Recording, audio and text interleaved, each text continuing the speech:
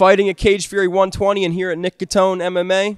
My man, Paulie C, Paul Capaldo. Paul, tomorrow marks fight week. How we feeling? I'm feeling good, man. I just got done with my last couple of rounds of sparring. Feeling great, going over the game plan, and I'm ready to go, man. I've been ready to go for a little while, so it's just exciting, man. And ready to get back and fight at the Hard Rock. That's my spot. And, yeah, man, I'm ready to put on a show. So before we get into the rest of this interview, I have to ask, man, you haven't fought since January of 2022. That's like a year and a half. Yeah. Where the hell you been? So I actually I had a little injury in the middle of my last fight. A lot of people don't know. Literally beginning of the first round, I suffered like a pretty significant injury. Kind of been on the sidelines a little. I've been grinding with school and doing all that stuff. But I'm back. I'm healed up. And yeah, man, that's where I've been. A lot of people have been asking, oh, why you've taken so much time off? That's the reason why. But I'm healthy now, and I'm ready. Well, I'm glad to hear you're healthy, man. And coming off of your first professional loss, I know you've been working hard here at Catone's. Frankie Edgar's over there. Corey Anderson's over there. Just did an interview with CJ LaFragola. I mean, you get great work, great looks. Just give me kind of a breakdown of your training regimen. Who do you train with? Where do you train? How's camp been? Yeah, so I actually I split my camp up. I went out to Las Vegas and I trained at Extreme Couture and the UFC PI. So out there I was training with Cody Garbrandt, Amir Abazi, JP Buys, a lot of legit guys over there at the killers at the PI. I was out there for about 3 weeks, training really hard, and then I finished up my camp out here at Catone's, where I'm training with Santo Coratulo, he's like my best friend, Santo, Sean Santella, trying to think, Mark Gray, CJ. We have so many good people here, and it's just just a lot of good guys to push me and really get me ready. So, and as far as camps going, it's great, man. It's one of the better camps that I've had, just with overall technique. And I feel like within, with that year and a half that I had off, I made a lot of gains. So and fixed a lot of the mistakes that I made in my last fight. So. And who's coming with you for this one to be in your corner? So in my corner, it's going to be Sean Santella and Santo. So, yep. And then I think I have 2 or 3. So if I have 3, I'll add an extra. But for right now, Sean Santella and Santo Coratulo. If you only have 2 booked, I'll be there. Just call me over. I'll come. Man. I'll tell you what's up. Anyways, so Elijah Harris, man, big fight for you coming up, especially, after the time off, after coming off the loss. I'm sure your mind is ready to go. How are you feeling going into this one, and how do you feel about Elijah? I feel good, man. His record is a little deceiving because he's a tough guy, man. But in terms of comparing myself to him, I think I beat him everywhere. My wrestling's better, my striking's better, I've fought better guys, and I'm just gonna go out there and do my thing and implement my game plan. Not so much thinking about what he's doing. This whole camp has really been about getting to be the best version of Paul. So that's really what I've been doing, and just looking forward to it, man. I think I match up with him really well. So, yeah. You got a little mystic prediction for me? Prediction. So I don't. So yeah, man. Listen. I'll tell you one thing. I know I'm gonna win. That's 100% sure. I'm 100% gonna win. I don't know how I'm gonna win, but I do see a lot of openings in his game, in the striking and the grappling. So I do think I'll be able to land some good shots, some big shots, and maybe we'll get a finish. That's what I'm looking for.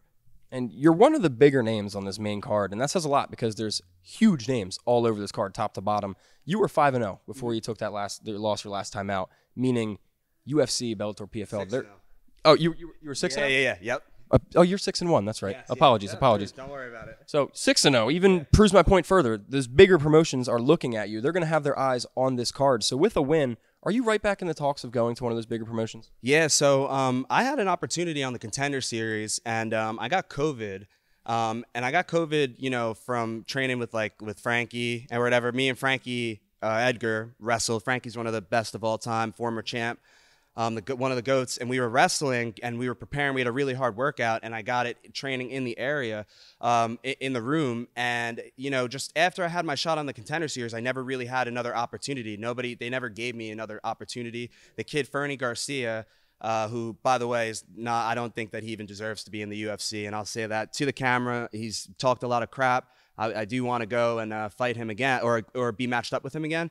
I think I would have ran through him, so I would like to get another shot at Contender, or just an opportunity at the show. I was just at the PI sparring and training with all these top guys, and no joke, they all knew who I was from, that was my first time out there, and they all knew who I was, and they all thought that I was signed already with the UFC. So I'm looking to take the next step. I'm not really interested in a CFFC belt or anything like that. I knocked out Vilson. I knocked out Wilson, who's on this card, and if he watches this, he knows I did. Chris Vassell, who's fighting for the 145-pound belt, I knocked him out, and I put a beating on Perez, who's the champ. Anyone that watches that fight that I fought with Perez, I don't care what anyone says. I mean, like, I put a beating on him. You know what I mean? There wasn't any big shots that he hit me with. I hit him with literally everything, you know? So, yeah, I'm looking to really move on after this from CFFC. This is going to be my 8th fight with them. And I'm 26 years old, and I feel like I'm just ready to, you know, take that next step. You just answered my next question. I was going to ask about Vasil and Wilson and all that. So instead, that's funny. Yeah. I mean, it wrote itself, really. So instead, I'll ask you, with a big statement here, if you got a call for Contender Series this year, you're taking it? Oh, yeah, 100%. I'm looking to fight like at least 2 or 3 more times, maybe before the end of the year. I really want to stay active. But, yeah, if I get a call from Contender, I could do last minute. I could do the week of. My weight's always good. I'm always in shape and always training. So that's really the goal. Like I said, I'm not interested in a CFFC title would obviously be nice. And CFFC is like one of the best promotions, and they've really been good to me.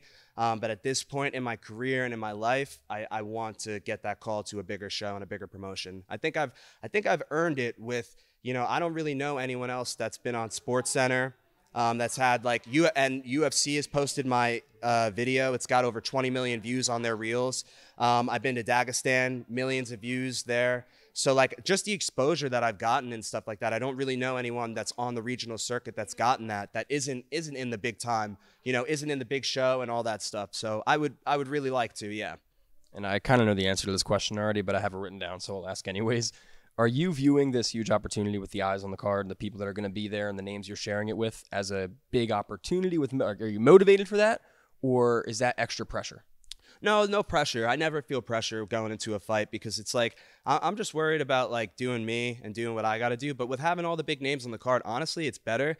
And I think you know, some people get nervous when they have to fight in front of a big crowd or anything. And I love that. I'm actually very, very excited to fight at the Hard Rock. It's a sold out show.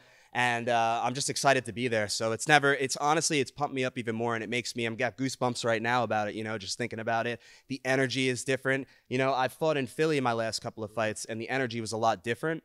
But now fighting in front of, you know, thousands of people, the energy, fighting in front of my friends and family, it's going to be, I'm going to put on a show, and it's going to be, it's motivating, man. It's motivating. Well, with all the people you're bringing and everyone watching on UFC Fight Pass, is there anything you would like to say to the camera or to the people watching this interview? If so, the mic is yours. Yeah, so guys, I just like to say, you know, thank you for everyone that's supported my career and that's, you know, always, you know, watched me since the beginning.